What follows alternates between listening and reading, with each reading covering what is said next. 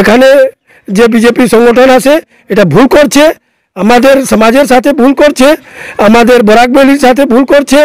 আর যেগুলো কাজ করছে, যেরকম এমই স্কুল থেকে হিন্দি বন্ধ করে দেওয়া হচ্ছে, এখানে লাখ লাখ মানুষের আধার কার্ড থেকে বঞ্চিত আছে। আমরা শহীদ মঙ্গল পাণ্ডের মূর্তির জন্য কত বছর থেকে বলছি, শুনবাই হচ্ছে না। এইগুলো যে বিজেপির কাজ আছে এটা আমরা পছন্দ করছি না।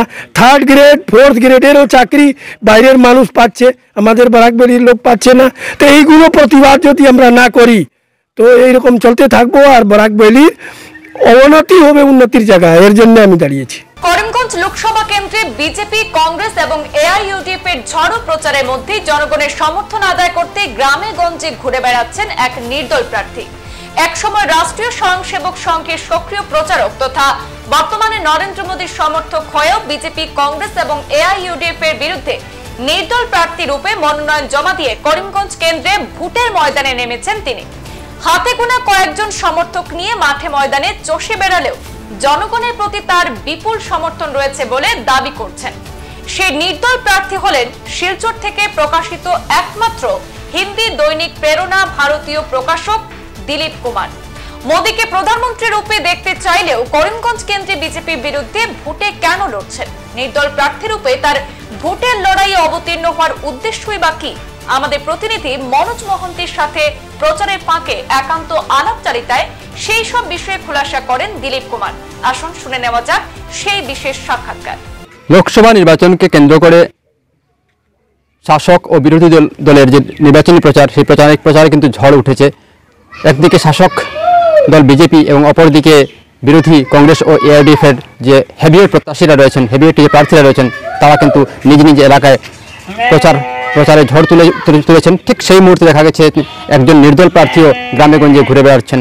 তিনি আর অন্য কেউ নন, বরাক উপত্যকার বিশেষ করে চা বাগান অধ্যুষিত এলাকার সবারই সুপরিচিত মুখ দিলীপ কুমার।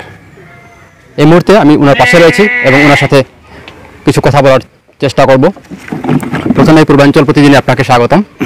धन्यवाद मनोज जी, आपने जो है हमको बात करने के लिए समय दिया है, इसके लिए मैं आपके चैनल का बहुत बहुत आभारी हूँ। দেখা গেছে যে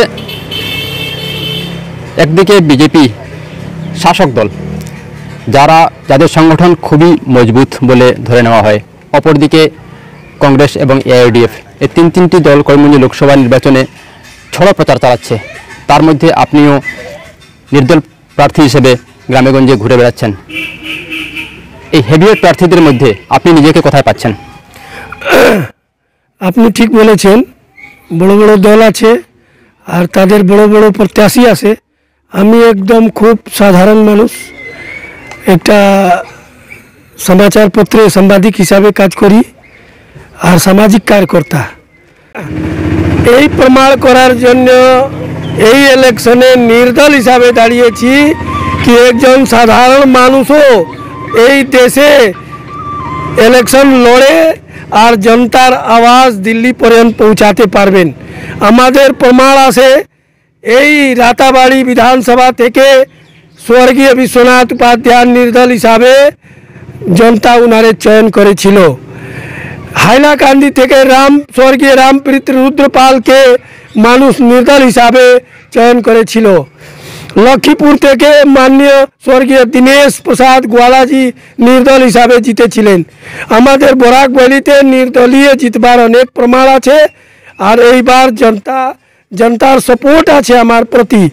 আর এটা আন্ডার কারেন্ট আছে, আমার কাছে টাকা পয়সা নাই, আমি বড় বড় ব্যানার, পোস্টার, গাড়ি, মিটিং আর খুব বড় বড় লোক আর হেলিকপ্টার আনতে পারবো না, কিন্তু আমি সাধারণ মানুষের সঙ্গে আমার সম্পর্ক আছে, মানুষের ঘরে ঘরে আমার সম্পর্ক আছে। প্রত্যেক গ্রামে না হয়তো 10-20 জনের বাড়িতে আমি গেছি, ভাত খাইছি, ওনার ঘরের সঙ্গে পরিচিত আছি। আমার সঙ্গে মানুষের সিধা সম্পর্ক আছে। কেউ যে কোনো সময় আমারে আধা রাত্রেও ফোন করলে আমি তার সঙ্গে কথা বলবো। এরকম হবে না কি আমার ঘরে আইয়া আর বইয়া বইয়া মানুষ চলে যাব আর তার সঙ্গে কথা হবে না। এইরকম পরিচয়, মানুষের সাথে পরিচয় এবং সেই পরিচয় ভোটে কনভার্ট, এটাকে কিভাবে দেখছেন আপনি? পরিচয় থেকেই মানুষ ভোট দেয়। আজকে যে বিজেপি হয়েছে এটার পিছনে বহুত দিনের কাজ আছে, আর আমরাও কাজ করেছি গ্রামে গঞ্জে। সংঘের সব কার্যকর্তারা বিজেপির জন্য কাজ করেছে, আমি সংঘের কার্যকর্তা। ঠিক বলছেন, আপনি সংঘের কার্যকর্তা, সেটাই আমি বলতে চাইছিলাম যে আপনি একসময় সংঘের কার্যকর্তা ছিলেন এবং বিশেষ করে বরাক উপত্যকায় সংঘের প্রচারক রূপে আপনার আত্মপ্রকাশ, এবং তারপর থেকেই আপনি কিন্তু বরাক উপত্যকার একল বিদ্যালয় হোক, যতটুকু আমরা জানি একল বিদ্যালয় থেকে শুরু করে বিভিন্ন সামাজিক সংগঠনের সাথে আপনি জড়িত ছিলেন এবং সাংবাদিকতার মাধ্যমে আপনি পরবর্তীতে নিজেকে আত্মপ্রকাশ করেন এবং শিলচর থেকে প্রকাশিত একমাত্র হিন্দি দৈনিক যেটা প্রেরণা ভারতীর আপনি প্রকাশক। তো সেই সাংবাদিকতা ছেড়ে হঠাৎ করে আপনি রাজনীতিতে কেন পদার্পণ করলেন? আসলে হঠাৎ করে আসছি না, আমরা 2018 সালে বরাক ভ্যালিতে বিভিন্ন জায়গা আমাদের দাবি নিয়ে ধর্ণা প্রদর্শন করেছিলাম। 15 মার্চ 2018 শিলচরে একটা বিরাট র্যালি হয়েছিল, গ্রাম থেকে মানুষ গিয়েছিল, কিন্তু ওই দাবিরে সরকার কোনো পাত্তা দিল না। 2019 সালে আমি শিলচর থেকে নির্দল হিসাবে নমিনেশন দিয়েছিলাম, তখন বিজেপির বড় নেতারা আমারে রিকোয়েস্ট করলো, অনুরোধ করলো, ডক্টর হেমন্ত বিশ্ব শর্মা যিনি এখন মুখ্যমন্ত্রী, ওনার সঙ্গে মিটিং হলো গোলাঘাটের বিধায়ক মৃণাল শইকিয়ার বাড়িতে। ওনার বাড়িতে মিটিং হলো, আর ডক্টর হেমন্ত বিশ্ব শর্মা বললেন কি আপনাদের যেগুলো ডিমান্ড আছে আমরা সব পুরা করব, 2-3 বছর সময় লাগবে, আপনি প্লিজ উইথড্র করে নেন, না তো বিজেপি হেরে যাবে। আমি ডক্টর হেমন্ত বিশ্ব শর্মার কথার বিশ্বাস করে আর উইথড্র করে নিয়েছি, কিন্তু গত 5 বছরে এই সরকার আমাদের কোনো কথা শুনেনি। আমরা যখনই গেছি গুয়াহাটি, যখনই গেছি দিল্লি, তখনই আমাদের কোয়া হয় কি ওখানের তো প্রতিনিধি কৃপানন্দ মালা, আর উনি তো আমাদেরকে কিছু বলছেন না, আপনি চলে আসছেন, আচ্ছা ঠিক আছে আমরা কৃপানাথজিরে জিজ্ঞেস করব। তো আমরা কোনো কথাই শোনা হয় না। আমি এত বছর থেকে কাজ করেছি গ্রামে গঞ্জে সংগঠনের জন্য, কিন্তু আমার কথার কোনো গুরুত্বই নাই। আজকে যেগুলো পুরানো মানুষ আছে তাদের কথার গুরুত্বই নেই, আর কৃপানাথজি এমপি হয়ে গেছেন, তাই যেটা বলবেন সেটাই হবে। তো উনি তো আমাদের জন্য কিছু করছেনই না, এর জন্যই আমি দাঁড়িয়েছি। এটা প্রতিবাদ আছে আমার, আর জনতার প্রতিবাদ আছে এইটা, আর এর জন্য আমি দাঁড়াইছি কি মোদিজি পর্যন্ত এই আওয়াজটা আমি পৌঁছাবো কি এখানে আমাদের আওয়াজ শোনা যাচ্ছে না। বরাক ঘাটির সাথে এই আসাম সরকার ডক্টর হেমন্ত বিশ্ব শর্মা এখানে এজেন্ট রেখে আর বরাক ভ্যালির সাথে ভেদভাব করছেন। আপনি বলছেন এজেন্ট রেখে, কিন্তু বিরোধীরা বিশেষ করে শাসক দল বিজেপি দলের এক শাখা সংগঠনে আপনিও কাজ করছিলেন, শাখা সংগঠন নয় কিন্তু এক প্রকারে যে সংগঠনে আপনি কাজ করেছিলেন, যে স্বয়ংসেবক রাষ্ট্রীয় স্বয়ংসেবক সংঘ, এক প্রকারে তাদেরও কিন্তু সেই বিজেপির প্রতি একটু সমর্থন রয়েছে। তো সেই যে রাষ্ট্রীয় স্বয়ংসেবক সংঘের একজন কর্মকর্তা হিসেবে আজ আপনি নির্দল প্রার্থীতে ময়দানে অবতীর্ণ হয়েছেন, কিন্তু রাষ্ট্রীয় স্বয়ংসেবক সংঘের যে দলের প্রতি আনুগত্য থাকে, বিশেষ করে আমি শাসক দলের কথা বলছি, সেই শাসক দলের একাংশরা বলছেন আপনি নাকি কংগ্রেস বা এআইডিএফের এজেন্ট হয়ে ময়দানে নেমেছেন যাতে কিছুটা ভোট কাটতে পারেন। রাষ্ট্রীয় স্বয়ংসেবক সংঘ একটা বিরাট সংগঠন, আমাদের দেশের উন্নতির জন্য কাজ করছে, আর রাষ্ট্রীয় স্বয়ংসেবক সংঘ কোনো দলকে কোনো দিন সমর্থন করে না। রাষ্ট্রীয় স্বয়ংসেবক সংঘ বিচারধারার জন্য স্বয়ংসেবকদের বলে যারা আমাদের বিচারধারার পক্ষে কাজ করছে তাদের জন্য কাজ করতে রাষ্ট্রীয় স্বয়ংসেবক সংঘকে বলা হয়। এর জন্য সংঘের কার্যকর্তারা আমরাও কাজ করেছি বিজেপির প্রত্যাশীর সমর্থনের জন্য, কিন্তু সংঘের স্বয়ংসেবক কোনো দিন কোনো পার্টির ঝান্ডা ব্যানার নিয়ে কাজ করে না, আর কোনো রাজনৈতিক দলের মঞ্চেও যায় না। সংঘের কার্যকর্তারা সমাজের জন্য, দেশের জন্য যারা প্রত্যক্ষভাবে ঠিক আছে সংঘের কার্যকর্তারা রাজনীতি করে না, কিন্তু পরোক্ষভাবে তো করে যান, সেটা তো আপনি মানবেন। নিশ্চয়ই আমরা বিজেপির সমর্থন করি, আর সংঘের কার্যকর্তারা করে কেন, যে সংঘের যেগুলো উদ্দেশ্য আছে এটা বিজেপির প্রায় সব কিছুই মানে, কিন্তু আমাদের এখানে যেটা দেখতেছি কি আমাদের সংঘের যে উদ্দেশ্য আছে, সংঘর গুরু হইল ভগবত ধ্বজ, ব্যক্তি পূজা মানা হয় না। ডাক্তার কেশবরাও বলিরাম হেডগেওয়ার ওনার কালকে জন্মদিন ছিল, সংঘর কোনো জায়গা ওনার পূজা হয় না, কেশবরাও বলিরাম হেডগেওয়ারের পূজা হয় না, ভগবত ধ্বজের পূজা হয়। কিন্তু এখানে কি হয়েছে, ক্যান্ডিডেট দেখিও না, মোদিজিরে দেখো, একজন মোদিজিরে দেখিয়া ভোট দিও। মোদিজির দেখিয়া কেনে ভোট দিও। একটা ক্যান্ডিডেট দাঁড় করানি হয়েছে, তার যোগ্যতা থাকতে লাগে। হে 15 বছর কাজ করেছে, হে 15 বছর কি কাজ করলো তার জন্য তারে ভোট চাইতে লাগে। কিন্তু এক জায়গাও উনি বলছেন না কি আমি এটা করেছি, আমি ওটা করেছি, আমি আরও এটা করবো ওটা করবো। ওনার কাছে কিছু নাই। উনি কি বলছেন, মোদিজিরে দেখে ভোট দেন, রাম মন্দিরে দেখে ভোট দেন। এর জন্য আমাদের আমরা স্বয়ংসেবক, আমরা কোনো ভুল চিজ হইলে আমরা ওটার প্রতিবাদ করে আসছি। আর বিদ্যার্থী জীবন থেকে আমি করে আসছি। এখানে যে বিজেপি সংগঠন আছে এটা ভুল করছে, আমাদের সমাজের সাথে ভুল করছে, আমাদের বরাকবেলির সাথে ভুল করছে।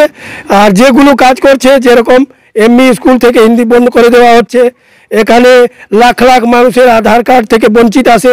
আমরা শহীদ মঙ্গল পাণ্ডের মূর্তির জন্য কত বছর থেকে বলছি, শুনবাই হচ্ছে না। এইগুলো যে বিজেপির কাজ আছে এটা আমরা পছন্দ করছি না। 3rd গ্রেড 4th গ্রেডেরও চাকরি বাইরের মানুষ পাচ্ছে, আমাদের বরাকবেলির লোক পাচ্ছে না। তো এইগুলো প্রতিবাদ যদি আমরা না করি তো এইরকম চলতে থাকবো, আর বরাকবেলির অবনতি হবে উন্নতির জায়গায়। এর জন্য আমি দাঁড়িয়েছি। আচ্ছা, কেন্দ্রে আপনি কি বিজেপিকে সমর্থন করেন? আমি মোদিজিকে পুরা সমর্থন করি, বিজেপিকেও সমর্থন করি, আর আমার পুরা বিশ্বাস আছে। কেন্দ্রে যদি আপনি বিজেপিকে সমর্থন করছেন, তাহলে বিজেপিকে সংখ্যাগরিষ্ঠতা পেতে হলে প্রত্যেকটি লোকসভা থেকে, বিশেষ করে সব কিছু কোটি লোকসভা কেন্দ্র থেকে বিজেপি প্রার্থীকে জয় হতে হবে। এই জায়গাতে আপনি নিজেই কিন্তু করিমগঞ্জ লোকসভা কেন্দ্রে বিজেপি প্রার্থীর জয়ের বাধক রূপে দাঁড়িয়ে আছেন। তাহলে কিভাবে আপনি মনে করেন যে কেন্দ্রে বিজেপি সরকার গঠন করবে? এখান থেকে আমি জয়ী হব, আর আমি জয়ী হবে মোদিজিকে সমর্থন করব। আচ্ছা, আরেকটি প্রশ্ন যে গত লোকসভা নির্বাচনে আপনি শিলচর লোকসভা কেন্দ্র থেকে প্রার্থী রূপে দাঁড়িয়েছিলেন, যেটি আপনি নিজে অল্প আগে বললেন। 2 দিন আগে সংবাদ মাধ্যমে আমরা দেখতে পেয়েছি যে আপনাকে গণতন্ত্রের খলনায়ক রূপে আখ্যায়িত করেছে সে সময় আপনার সমর্থনকারী খিলঞ্জিয়া যে কমিটি ছিল, সেই কমিটির একজন ব্যক্তি আছেন, ওনার নাম হেরাজিৎ সিং। হ্যাঁ, হেরাজিৎ সিং আপনাকে গণতন্ত্রের খলনায়ক রূপে আখ্যায়িত করেছেন। আপনার সমর্থনকারীরাই কেন আপনাকে এভাবে আখ্যায়িত করছে? এখানে একটা বড় ব্যাপার আছে। আমি যে খিলঞ্জিয়া সুরক্ষা মঞ্চের সমর্থন নিয়েছিলাম তখন আমি জানতাম না কি এটা দেশদ্রোহী সংগঠন, কিন্তু পরে আমি জানতে পারলাম কি এই খিলঞ্জিয়া মঞ্চের সাথে যারা যুক্ত আছে, প্রেসিডেন্ট যিনি উনিও ক্রিমিনাল কেসে গ্রেপ্তার হয়েছিলেন। আর এই যে হেরাজিৎ সিং যে সেক্রেটারি, চাইনা জিন্দাবাদ নারা দিয়ে দেশদ্রোহ কেসের আগেস্টে তাই গ্রেপ্তার হয়েছেন। এটা পরে যখনই আমি জানতে পারলাম কি এগুলো দেশদ্রোহী লোক আর কংগ্রেসের সঙ্গে মিলে আর আমারে ইউজ করে বিজেপিকে হারাবার জন্য একটা সাজিশ করছে।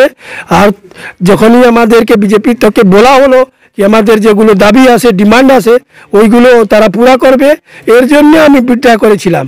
আর হেরাজিৎ সিংয়ের যেগুলো ব্লেম আছে, এটা তারা যে উদ্দেশ্যে আসিল পুরা হইল না, এর জন্য উনি আমারে আরোপি বানাইতেছেন, কিন্তু উনার উদ্দেশ্যে ঠিক না।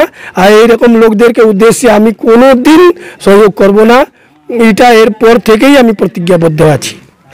এবারও যদি যেভাবে আপনি প্রচার চালাচ্ছেন, এবারও যদি বিজেপির রাজ্য স্তরের নেতারা, বিশেষ করে আসাম সরকার, বা আমি স্পষ্ট করে যদি বলতে চাই তাহলে মুখ্যমন্ত্রী হিমন্ত বিশ্ব শর্মা যদি এগিয়ে এসে আপনাকে আবার আশ্বাসন দেন যে আপনি যেসব ইস্যু নিয়ে নির্বাচনে অবতীর্ণ হয়েছেন সেসব ইস্যু সরকার সমাধান করে দেবে, তবে কি কোনো ধরনের অবকাশ আছে?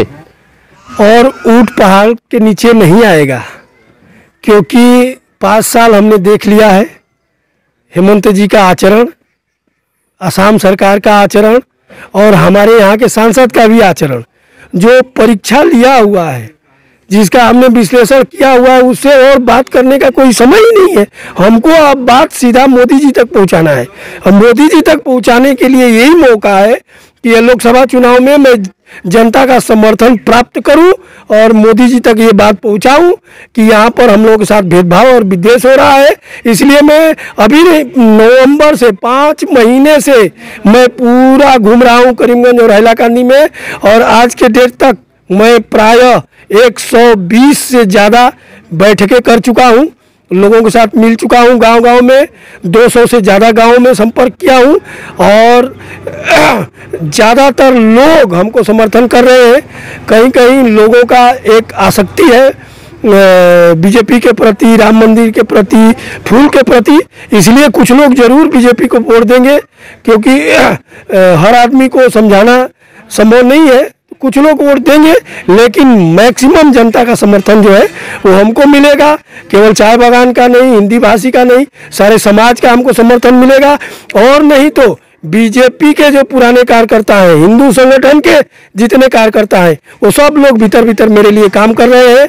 और जब ईवीएम खुलेगा तो आप लोग देखेंगे कि कितना बड़ा आश्चर्य यहाँ पर एक इतिहास दर्ज होने जा रहा है। হিন্দু সংগঠন আপনার পক্ষে কাজ করছে এবং আপনি এক সময় 1990 ইংরেজির আপনি কার সেবকও ছিলেন এবং সে সময় রাম মন্দির যে রাম মন্দির যে আন্দোলন, সেই আন্দোলনে আপনি সক্রিয়রূপে অংশ নিয়েছিলেন। বিষয়টি হচ্ছে যে করিমগঞ্জ লোকসভা কেন্দ্র কিন্তু সংখ্যালঘু সম্প্রদায়ের ডমিনেটেড কেন্দ্র। এখানে সংখ্যালঘু ভোটারের সংখ্যা অধিক। সেই হিসাবে শুধুমাত্র হিন্দু ভোটার উপরে ভর করে আপনি কি নির্বাচনী বৈতরণী পার হতে পারবেন? আমি তো বলে দিলাম কি আমি তো বরাক ঘাটি আর করিমগঞ্জের সব জনতার বিকাশের জন্য কাজ করব। এখানে হিন্দু মুসলমানের কোনো প্রশ্ন নাই। একদিকে আমাদের মুখ্যমন্ত্রী ভাষণ দিচ্ছেন কি মিয়া ভোট লাগে না, আর করিমগঞ্জ এসে বলছেন কি 2 লাখ ভোট পাবো। তো এই মানুষগুলো বিচার করবে কি এই একই আদমি এক জায়গায় বলছে মিয়া ভোট পাবো না, এক জায়গায় ইয়া বলছে সব মুসলিম বিজেপিরে ভোট দিব। তো এটা কেমনে হবে? এর জন্য আমি বলছি, আমি তো সব জায়গায় যাচ্ছি, সব ধরনের আমি এখন পাটাখড়ি যাব, ওখানে কথা করব। এখানেও লোক এসেছিলেন, আমি ওনাদের সঙ্গে কথা বলছি। আমাদের দেশে সব আমরা বরাক ঘাটির বাঁচাইবার জন্য সব একজুট হইতে লাগবো এই সরকারের বিরুদ্ধে। এখানে আমরা হিন্দু মুসলিমের প্রশ্ন নেই, আমরা সব মিলে একজুট হয়ে আর এই আসাম সরকারকে জবাব দেব। আর আসাম সরকারের যেগুলো ভেদভাব আছে এটা আমরা মোদিজি পর্যন্ত পৌঁছাবো। কেমন সমর্থন পাচ্ছেন আপনি? প্রচারে যে বেরিয়েছেন, গ্রামে গঞ্জে আপনি যাচ্ছেন, এখন অবধি আপনি যে 200টি সভা করেছেন এবং আজও আপনি এক প্রচার সভায় আছেন, প্রচারে বেরিয়েছেন, স্থানীয় জনগণের বা সাধারণ মানুষের কেমন সমর্থন পাচ্ছেন? আমি আমার যেটা আশা ছিল এর থেকে বেশি আমি সমর্থন আর সহযোগ পাচ্ছি। আমারে সারা দিন এমনকি রাত্রেও ফোন আয় কি আপনি এখানে আসুন, আপনি ওখানে যান, আপনি ওনার সঙ্গে মিলেন, আমি এটা করুন। আমি এমন মানুষ আমারে ফোন করে, তার সঙ্গে আমার ডাইরেক্ট কোনো সম্পর্ক নাই, পরিচয় নাই, কিন্তু ওনারা যখনই শুনেন কি দিলীপ কুমার নির্দল দাঁড়িয়েছেন, ওই দিলীপ কুমার যখনই খবর পান আমার সঙ্গে মানুষ যোগাযোগ করছে। আর আমি এইভাবে যে স্বতঃস্ফূর্তভাবে যে মানুষ আমার সমর্থন করব, আমার এই আশা ছিল, আমি ভগবানের আশীর্বাদ আছে আমার উপরে, আর আমি নিশ্চয়ই ব্যাপক সমর্থন পাবো। শেষ প্রশ্ন, নির্বাচনে অবতীর্ণ হতে হলে টাকা পয়সার প্রয়োজন হয়, স্বাভাবিক, কারণ দৌড়ঝাঁপ করতে হয়, সভা সমিতিতে যেতে হয়, ব্যানার পোস্টার ছাপাতে হয়। তো সেসব যে খরচ, আপনি যে নির্দল প্রার্থী, হ্যাঁ, এসব খরচটি আপনি কীভাবে পুষিয়ে নিচ্ছেন? এটা খুব গুরুত্বপূর্ণ প্রশ্ন আছে, কেন বিভিন্ন জায়গায় টাকা পয়সার দরকার আছে। আজকে একটা গাড়ি নিয়ে যাচ্ছি, পেট্রোল লাগবো, ড্রাইভারের খরচা আছে, তারপরে পোস্টার আছে, পম্পলেট আছে, ব্যানার আছে, 10 জন সঙ্গে যাইতেছে, কোনো জায়গায় কিছু খাওয়া দাওয়া করতে লাগবো।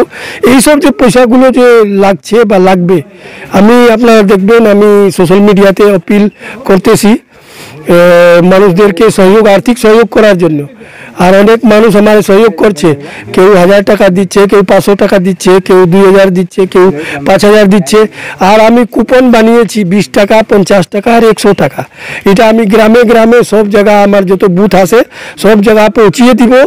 আর প্রত্যেক মানুষকে বলবো আমি কমপক্ষে আমারে আপনার পরিবারের ভোটের সাথে 20 টাকা দিবেন।